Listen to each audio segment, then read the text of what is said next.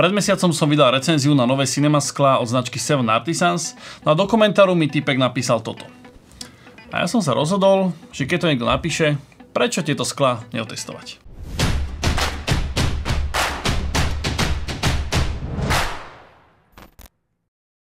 Je to už isté obdobie, čo značka Sirui, alebo Sirui, pre tých, ktorí by to chceli vyslovať po slovensky, predstavila dve nové rady objektívov, a to je Nightwalker a Sniper. Pre veľmi jednoduché rozdelenie Nightwalker sú cinema sklá na video a Sniper sú sklá s autofokusom na fotku.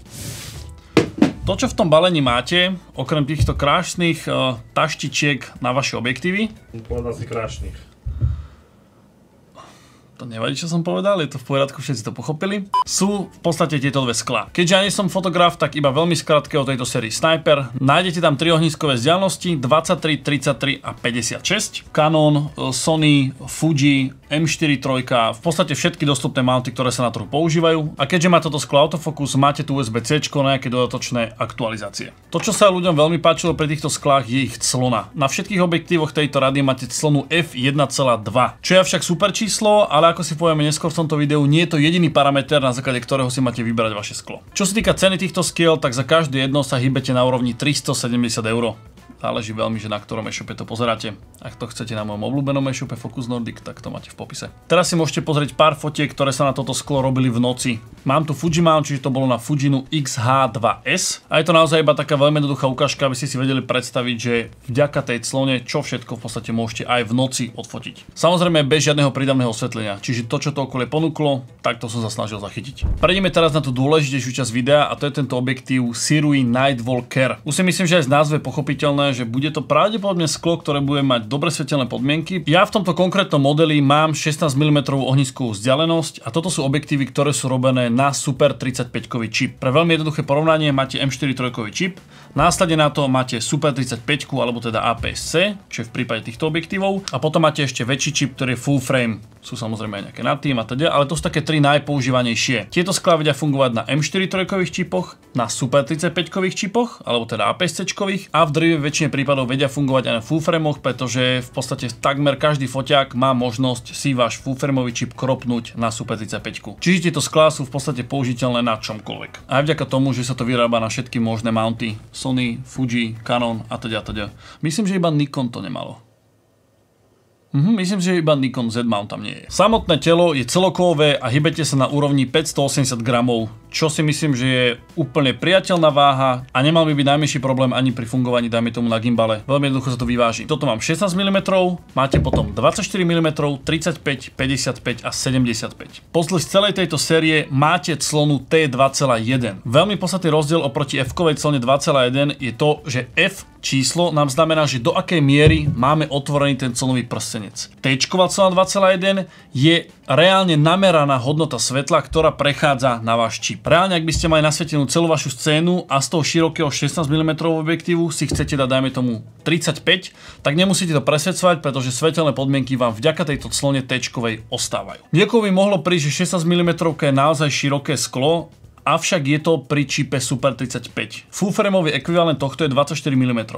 A 24 mm je dosť široké sklo, ale v niektorých prípadoch, hlavne keď ste v interiéri, nie je to podľa mňa dostatočne široké sklo. Na druhú stranu, čo som ukazoval mesiac dozadu, značka Seven Artisans má aj 10 mm verziu. Ja osobne by som ju tu ešte trošku prijal. Pevne verím, že niekto z tejto značky Sirui to pozerá a mohol by sa inšpirovať a takúto 10 mm spraviť.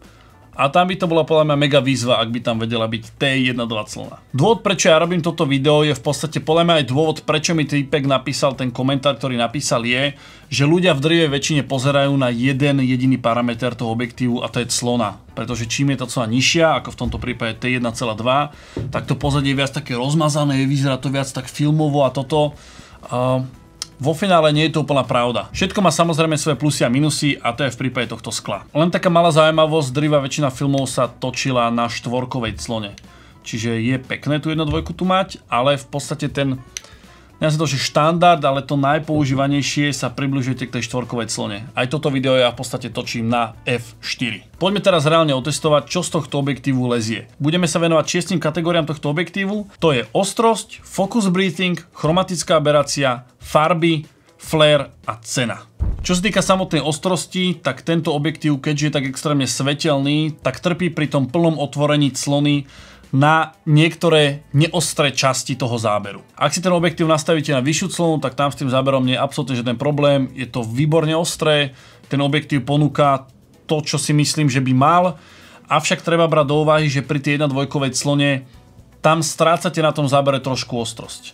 Ďalšia veľmi podstatná vec, ktorú musím povedať, čo týka ostrosti. Je pekné mať tú 1.2 clonu, ale ak by som si mal predstaviť, že na 1.2 clonu idem točiť niečo, dajme tomu nejakého človeka, ktorý sa hýbe, tak ja mám otočených skoro 10 rokov, ale myslím si, že je to na 99% proste neostriteľné. 1.2 clona je naozaj tak uzučký pásik, ktorý máte vyostriť, že ja kebyže mám ostrý nos, tak už oči mám rozmazané. Dokonca si dovolím tvrdiť, že aj pri hovoriacej hlave si neviete dovoliť ísť na tú 1.2 clonu. Pri nejakom väčšom celku, kedy naozaj máte nejaký večerný záber, ja neviem, nejaké panorámy, že máte tam obchod a les a niečo, tam s tým v podstate problém nie je, pretože naozaj tá plocha je veľká. Ale keby som mal nejaký objekt, ktorý sa hýbe alebo je viac v popredí, tak ja si dovolím tvrdiť fakt, že je to neostriteľné. Pritom širokáči ešte poviem, že OK, dalo by sa to ako tak trošku na tých celkoch uostriť, ale keď máte nejakú 55 alebo 75 a niekto sa vám tam hýbe, to je, že to reálne si myslím, že môže byť dobrá výzva. Kto máte tieto objektívy a máte si nejakú skúsenosť, kľudne mi to napíšte do komentárov, pretože si myslím, že takých ľudí, ako rozmýšľam ja teraz, bude že veľa. Je pekné tam tú slonu mať, ale treba naozaj mať aj ten skill. Čo sa ešte týka samotného ostrenia, 270 stupňov je kompletná otočka z nekonečno na najmenšiu preostorovaciu vzdialenosť, ktoré v tomto prípade 30 cm. Samozrejme, aby ste si vedeli predstaviť, že aké extrémne množstvo svetla vám tieto objektívy skrz tú T1.2 clonu ponúkajú, tak tu pre takú veľmi jednoduchú ukážku je porovnanie tohto Sirui Nightwalkeru pri T-čkovej clone 2.1 a Fuji setového objektívu pri clone f2.8. Myslím si, že mi dá každý za pravdu, že množstvo svetla, ktoré prechádza vďaka týmto objektívom na váš čip, je brutálny pomocník počas točenia pri horších svetelných podmienkach. Poďme na druhý parameter a tým je focus breathing. Focus breathing alebo dýchanie je v skratke to, keď vy preostrujete z minimálnej preostorovacej vzdialenosti do tej maximálnej. V drvivej väčšine prípadov sa vám stáva, že ten obraz sa vám v podstate zoomuje. Mne osobne to až tak nevadí, avšak si myslím, že ten trh smeruje na to, že toto je naša nežiaduca vec a tie viac prémiové značky sa snažia tento focus breathing nemať. Ja si osobne myslím, že to dýchanie je tu také veľmi zanedbateľné. Nie je to nič extra, čo by mne vizuálne vadilo. Tretí parameter, chromatická aberácia. Pre veľmi jednoduché vysvetlenie, chromatická aberácia je, že keď lúč svetla dopadá na vaše šošovky, ktoré tu sú, tak vo finále sa vám vie rozbiť na farebné spektrum RGB. V realite to znamená, že okolo rôznych objektov alebo svetelných zdrojov viete mať taký červeno-modro-zelený pásik, to nazveme také ohraničenie, ktoré si tiež myslím, že je v dnešnej dobe nežiaduce. Za mňa osobne je to fajn, mne sa to páči, lebo je to taká degenerácia toho obrazu, ktorá vo finále pre mňa robí charakter, pretože ten charakter sú v princípe tie nedokonalosti toho skla, čo vám robia ten obraz jedinečným, ale je vidieť, že naozaj ten trh znova smeruje na tom, že toto chce odstrániť. Ďalším parametrom sú farby. Aj keď som ich skúšal na color checkry, alebo vo finále niekde v prírode, alebo za tmy, neprišlo mi, že tento objektív by trpel nejakým posunom farieb. Tie farby mi na druhú stranu prišli veľmi prirodzené a také, že neviem, ako by som to úplne opísal, nazvem to, že pekné, že dobre sa mi na to pozeralo. Nemal som pocit naozaj, že by tento objektív nejakým spôsobom túto farebnú škálu skresloval. Parameter číslo 5 a tým je flare. Ako môžete vidieť, tento objektív chytá fléry pomerne veľmi jednoducho. Samotný flare nie je veľmi agresívny, je za mňa dosť decentný a mne osobne sa v tých záberoch naozaj páči. No a poďme na parameter číslo 6, ktorý je pre drvivú väčšinu ľudí najdôležitejší a tým je cena. Pri celej tejto sérii sa hýbete na úrovni 360 € za kus. Čo si dovolím osobne tvrdiť, že naozaj za tie prachy dostanete brutálne sklo, ktoré má vynikajúce parametre. Tej clony ako takej, že nie je to 100% ostré pri tej 1.2 clone, ja by som sa toho nejak extra nebál, lebo vo finále pri tomto na tých celkoch, ja si myslím, že to ani extra neuvidíš. Keď som to ukazoval samozrejme na tej mriežke, tak si to všimneš, ale podľa mňa bežný like alebo človek, ktorý ho naozaj že používal, ani ja napríklad na tom monitore som to nevidel. Keď idem na podrobnejší rozbor, vidíte tam nejaké defekty toho objektívu, ale vo finále si myslím, že je to vynikajúci kus skla a vďaka tým parametrom, ktoré ponúka, si myslím, že táto séria Nightwalker je jedna z najlepších na trhu pomer cena výkon. To by som nebol, kebyže nedám nejaký špeci bonusík. Prednedávnom som ukazoval tento Sirui anamorfický adaptér, ktorý je opäť kompatibilný aj s týmito sklami. Jedine, čo mi stačilo dať, je redukciu z 82 mm na 67, pretože 67 mm je presne predný závit tohto Nightwalkeru a v tomto momente mi z tohto vzniklo naozaj dobré a kvalitné anamorfické sklo. Ja vám ďakujem veľmi pekne za sledovanie, ďakujem aj značke Focus Nordic a Sirui, vďaka ktorým som vám mohol tieto sklá vôbec ukázať, mohol som si ich ja otestovať a dať vám na ne môj pohľad. No a pevne verím, že sa vidíme opäť niekedy na budúce. Zatiaľ sa majte a čaute.